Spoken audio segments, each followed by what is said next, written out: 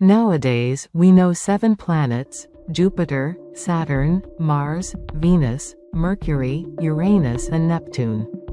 However, Uranus wasn't known to ancient astronomy since this planet is too dim for the naked eye to see. It was discovered by the English astronomer William Herschel in 1781, already in the era of telescopic observation, let alone Neptune. Therefore, ancient astronomers were familiar with only 5 of the planets known to us today, Uranus and Neptune excluded. However, before the heliocentric theory of Copernicus became widespread, the Sun and the Moon were ranked among planets as well. At the dawn of astronomy, people believed that all 7 luminaries visible on the celestial sphere moved inside a real sphere of cyclopean proportions, with all the fixed stars somehow affixed to it. After many years of observation, ancient astronomers discovered that all these luminaries follow the same imaginary itinerary as they move along the celestial sphere. They realized that this itinerary doesn't change with the course of time. Today we know that it does change, but very slowly. The planetary itinerary on the celestial sphere is known as the ecliptic, or zodiacal belt in astronomy. The constellations located along it are called the zodiacal constellations. The distribution of the 7 planets in question across the zodiacal constellations is called a horoscope. Egyptian zodiacs are ancient Egyptian depictions of the celestial zodiac, with the zodiacal constellations represented symbolically. Quite often one would find planets, and thus also a horoscope, in the Egyptian zodiacs. The Sun's place on the zodiac cannot be observed. It is however possible to determine it. One can do it at dawn or immediately after dusk. For instance, one can mark the place where the sun sets in the evening and then, when it gets dark enough, also mark the zodiacal constellation that appears here. Next, it is necessary to roughly estimate how far the Sun sinks below the horizon after sunset in order to determine how far the Sun is from that constellation at the given moment. This requires the knowledge of the Sun's daily motion speed determined by the rotation of the Earth, a value that remains constant over the course of time. Therefore, the speed at which the Sun sets is easy enough to calculate. All it takes is a clock. There is another simple method of estimating the position of the Sun among the stars with precision. It couldn't be used any day though, only during full moon, and on the condition that the stellar longitudes on the zodiac have already been measured by someone. Were the ancient astronomer in the possession of such a catalogue, he could estimate the position of the Sun by that of the Moon. One should bear in mind that the Sun and the Moon are on the opposite ends of the zodiac during full moon. Therefore, once we mark the position of the full moon amongst the stars, we can use the catalogue of zodiacal constellations in order to find the zodiacal point that opposes it, where the Sun shall be.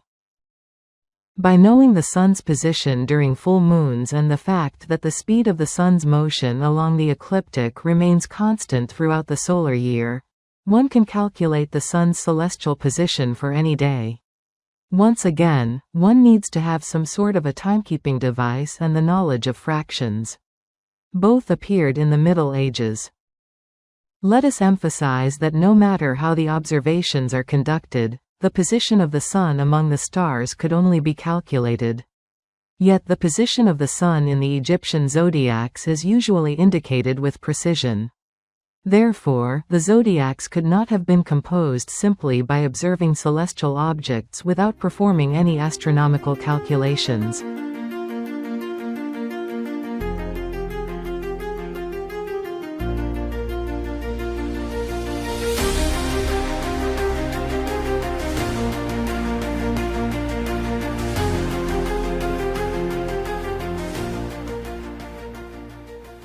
And so, the ancient astronomers could estimate the zodiacal positions of every planet except for the Sun from immediate observations. Therefore, the horoscopes from the ancient zodiacs could be compiled from actual observations. On the other hand, nothing could prevent the ancient astronomers from calculating the horoscopes that they would subsequently write into one zodiac or another.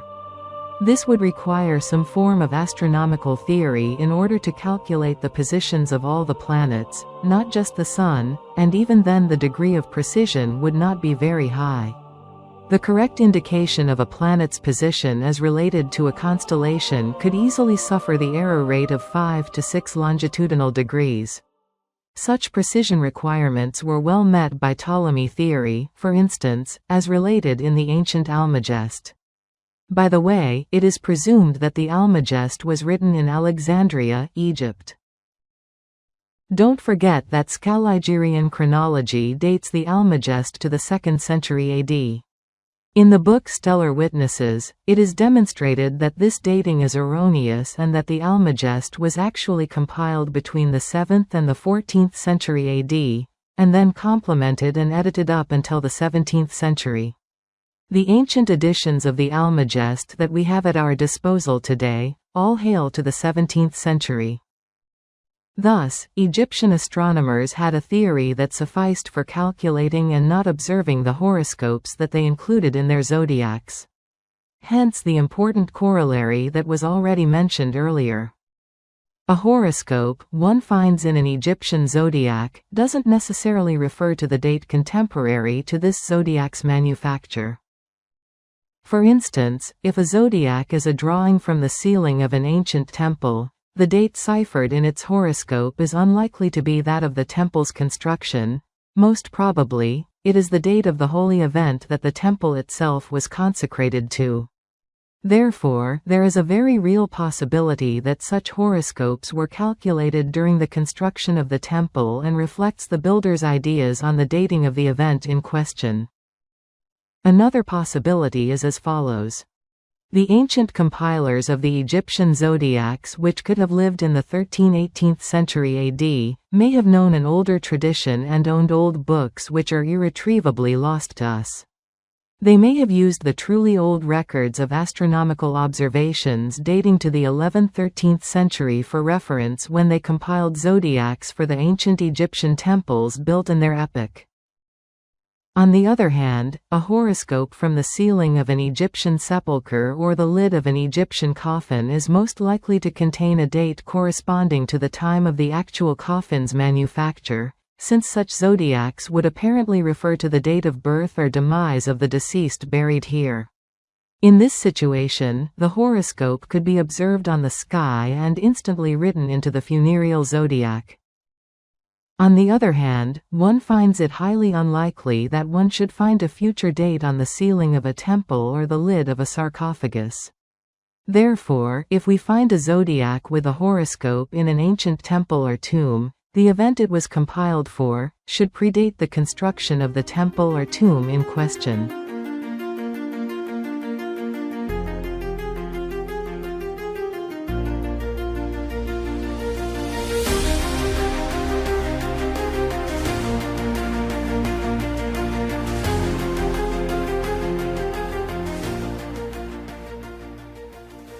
Any observer of the sky at night can notice that the celestial sphere slowly rotates as a whole. This is a result of the daily terrestrial rotation. Our predecessors used to think there was a huge sphere with immobile stars upon it that rotated around the Earth. This sphere was called the celestial sphere, or the sphere of the immobile stars. One occasionally finds it convenient to allow for the existence of this sphere hypothetically. It facilitates astronomical discussions of the visible planetary motion and reflects the way the stars are seen from the Earth. Indeed, in comparison to the bodies from the solar system, the stars are far enough for us to consider them to be located at an infinite distance, or, similarly, a great distance equal for all. One can therefore imagine that all the stars are located upon the surface of a gigantic sphere with the Earth at its center. The radius of the imaginary sphere is much greater than the distance between the Sun and the Earth, and so we may just as well consider the Sun to be its center. The planets rotate around the Sun, including the Earth. The entire solar system fits into the center of the celestial sphere. The daily rotation of the Earth only defines the visibility or invisibility of either the Sun or the planets in a given point of the terrestrial surface. The actual horoscope, or the way the planets are distributed across the zodiacal constellations, does not depend on this rotation. We shall however have to account for it, when we shall be verifying the planetary visibility conditions for individual horoscopes. For the time being, let us assume the observer sees everything. In other words, let us imagine an observer who sits in the center of a transparent Earth and sees the Sun, the planets and the stars simultaneously. This viewpoint makes it easy to comprehend the planetary motion across the celestial sphere as observed from the Earth. Indeed, the position of every planet, as well as the Sun among the stars, is defined by the direction of the ray projected from the Earth towards any of the planets. If we are to presume the ray intersects with the sphere of the immobile stars at some point, this intersection point shall give us the planet's position among the stars for a given moment in time. Since all the planets including the Earth rotate around the Sun, the ray directed from the Earth towards any of these planets, the Sun and the Moon included, shall keep rotating. Thus, the Sun and all the planets move in relation to the sphere of immobile stars, slowly, but at different speeds. The celestial itinerary of each planet is defined by the trajectory of the point where the ray projected from the Earth crosses the imaginary celestial sphere. All these rays remain in a single plane, the orbital plane of the solar system. Indeed, astronomy is aware of the fact that the rotation planes of the planets are similar to each other, but don't correspond precisely. One can consider all of them to belong to approximately the same plane. The intersection of this plane and the celestial sphere is the celestial itinerary of the annual motion of all planets across the celestial sphere as observed from the Earth. The more or less even rotation of the Earth around the Sun becomes a similarly even rotation of the Sun around the Earth from the point of view of a terrestrial observer. The exact length of this time interval is known to astronomy as the sidereal year. The trajectories of other planets are more complex and result from two kinds of rotation: the rotation of the Earth, where the segment that defines the direction of a planet begins, and the actual planet where it ends. What this results in is that planets as seen by the terrestrial observer occasionally stop their movement across the celestial sphere, turn back, then turn once again and continue their motion in the original direction. This is the so-called retrograde planetary motion. It had been noticed a long time ago, and many ancient astronomers tried to explain it. Ptolemy's ancient theory already described this phenomenon with high enough precision.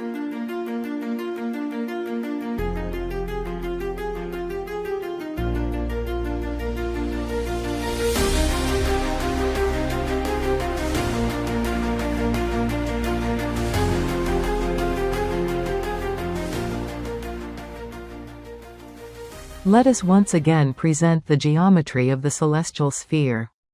The annual motion of the Sun, the Moon, and the planets follows a circle on the celestial sphere known as the ecliptic. The stars located near the ecliptic form zodiacal constellations. More precisely, the ecliptic is the circumference where the plane of terrestrial rotation around the Sun intersects with the celestial sphere, whose center can be chosen as coinciding with the center of the Sun. It is point O. However, the motion of the Earth, as well as the distance between the Sun and the Earth, can be neglected, and the Earth may be regarded as the stationary center of the celestial sphere. The ecliptic rotates over the course of centuries, although very slowly. Therefore, one has to introduce the concept of an instantaneous ecliptic at a specific epoch.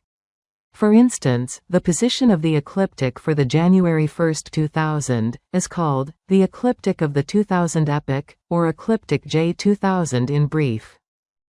The letter J refers to the fact that astronomy uses Julian centuries. The celestial equator is the circumference where the plane of the terrestrial equator intersects with the celestial sphere. The ecliptic and the celestial equator intersect on the celestial sphere with an angle of approximately 23 degrees 27 minutes between them. The points of their intersection are marked Q and R. The Sun crosses the celestial equator in these points twice over the course of its motion across the ecliptic.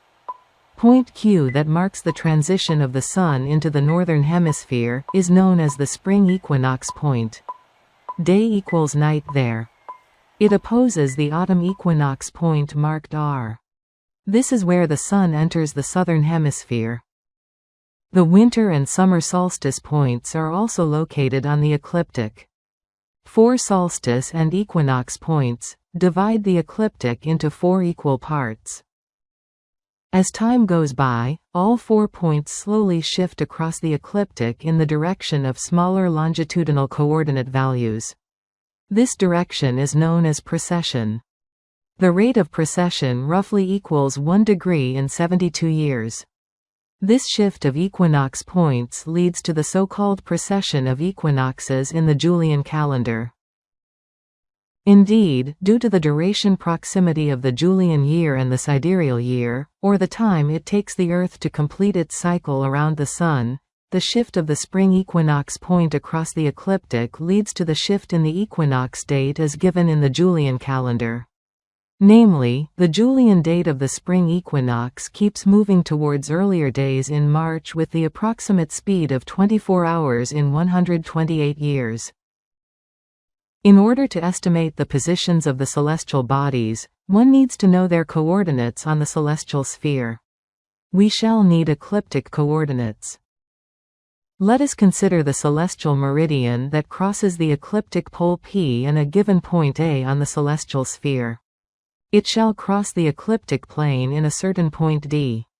Arc QD shall then refer to the ecliptic longitude of point A, whereas arc AD shall stand for its ecliptic latitude, Q being the spring equinox point.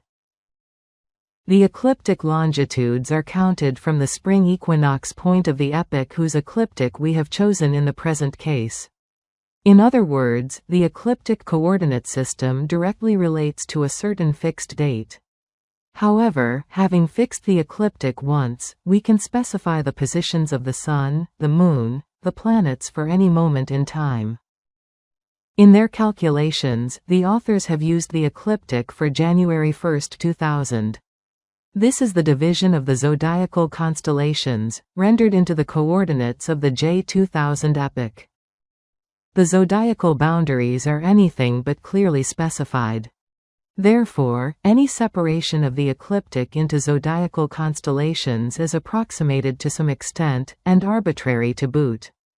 However, simple calculations demonstrate that the difference doesn't exceed 5 arc degrees, which equals to the value of the solar shift over 5 days.